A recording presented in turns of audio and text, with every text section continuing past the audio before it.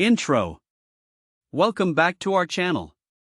Today, we'll be diving into an exciting and highly relevant topic in the field of artificial intelligence and machine learning, building a production-ready AI workflow using MLflow and Docker. With organizations increasingly relying on AI to drive their operations, having a robust and automated workflow is essential. In this video, we'll explore the components of an end-to-end AI pipeline, the role of MLflow in managing machine learning projects, and how Docker can streamline deployment.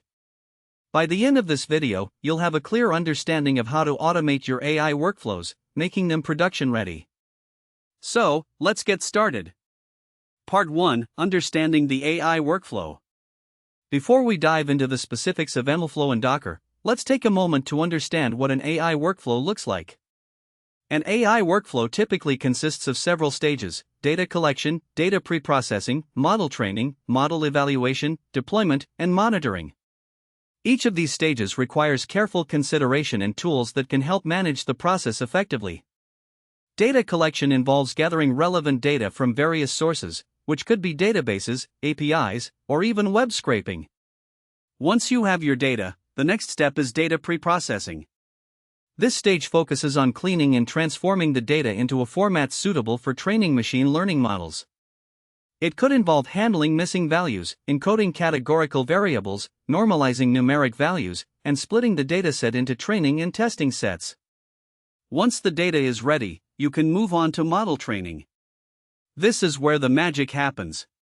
You'll choose a suitable machine learning algorithm, tune hyperparameters, and fit your model to the training data. But don't forget about model evaluation. It's critical to assess your model's performance using various metrics to ensure that it generalizes well to unseen data.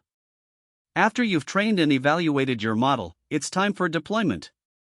This is where we take our trained model and make it available for use in a production environment. Finally, monitoring comes into play, as it's important to keep track of your model's performance over time and make adjustments as necessary. Part 2: Introducing MLflow. Now that we have a clear understanding of the AI workflow, let's introduce MLflow. MLflow is an open-source platform designed to manage the machine learning lifecycle. It provides tools for tracking experiments, managing models, and deploying them effectively. One of the standout features of MLflow is its ability to organize and streamline the workflow from end to end. MLflow consists of 4 primary components: MLflow Tracking, MLflow Projects, MLflow Models, and MLflow Registry. MLflow Tracking allows you to log and query parameters, metrics, and artifacts for your experiments. This capability is essential for understanding which configurations produce the best results. Next, we have MLflow Projects. This component standardizes the way you package your data science code. It allows you to define a project in a format that can be easily shared and executed on different environments. By encapsulating your code, including dependencies and environmental settings, MLflow Projects ensures reproducibility. MLflow Models is another critical element. It provides a unified format for deploying machine learning models across various platforms. Whether you're deploying to a cloud service, a local server, or even a mobile device, MLflow Models makes it easier to manage different deployment scenarios. Finally, we have the MLflow Registry. This is a centralized model management system that helps you organize and track your models. It allows you to store different versions of models, manage transitions between stages, and facilitate collaboration among team members. Part 3: Getting started with MLflow. Now that we understand the components of MLflow, let's see how to get started. First, you'll need to install MLflow. If you're using Python, you can easily do this using pip. Just run the command pip install MLflow in your terminal. Once you have MLflow installed, you can initiate a new project by creating a new directory and adding a YAML file that specifies the project's dependencies. Next, you'll want to set up an MLflow tracking server. This server will be responsible for logging all your experiments. You can either run it locally or deploy it in a cloud environment. To start the tracking server locally, use the command MLflow UI.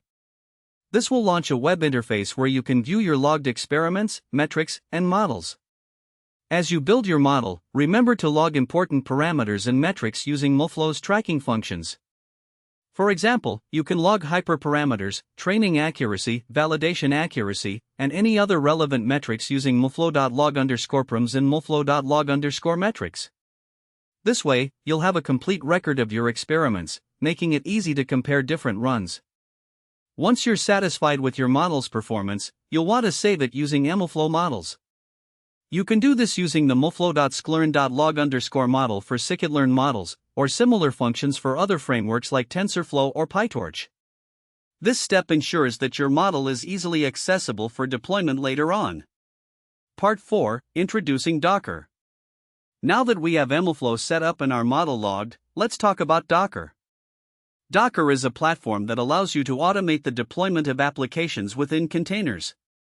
Containers are lightweight and portable, which means you can bundle your application and its dependencies into a single package that can run consistently across different environments. One of the primary advantages of using Docker in an AI workflow is that it simplifies the deployment process.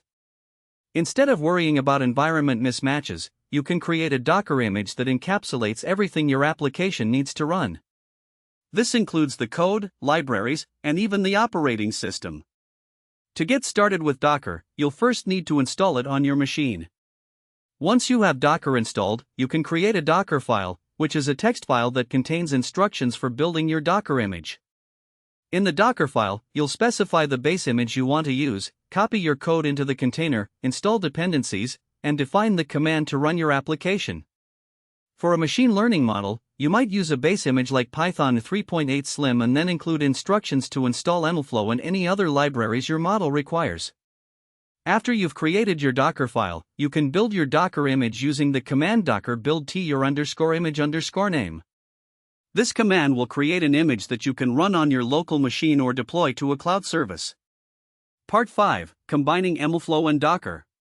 Now that we have a solid understanding of both MLflow and Docker, let's talk about how to combine these two powerful tools to create a streamlined AI workflow. One common approach is to create a Docker container for your MLflow tracking server. This way, you can run your tracking server in a consistent environment without worrying about installation issues. To do this, you'll create a Docker file for the MLflow tracking server that installs MLflow and sets the necessary environment variables. You can then build and run your Docker container using Docker commands, just like any other application. This allows you to have a centralized location for tracking all your experiments, making collaboration easier for your team. In addition to the MLflow tracking server, you'll also want to create a separate Docker container for your machine learning model. This container will include your trained model, any pre-processing steps, and a web server to serve predictions. You can use Flask, FastAPI, or any other web framework to create an API endpoint that interacts with your model. Once you have both containers set up, you can use Docker Compose to orchestrate them. Docker Compose allows you to define and run multi-container applications. You'll create a Docker Compose.yml file that specifies the services you want to run, including the MLflow tracking server and your model container. With a single command, you can bring up your entire workflow, ensuring that everything runs smoothly. Part 6, Deploying your AI workflow. With your Docker containers configured and your MLflow setup complete, you're now ready to deploy your AI workflow.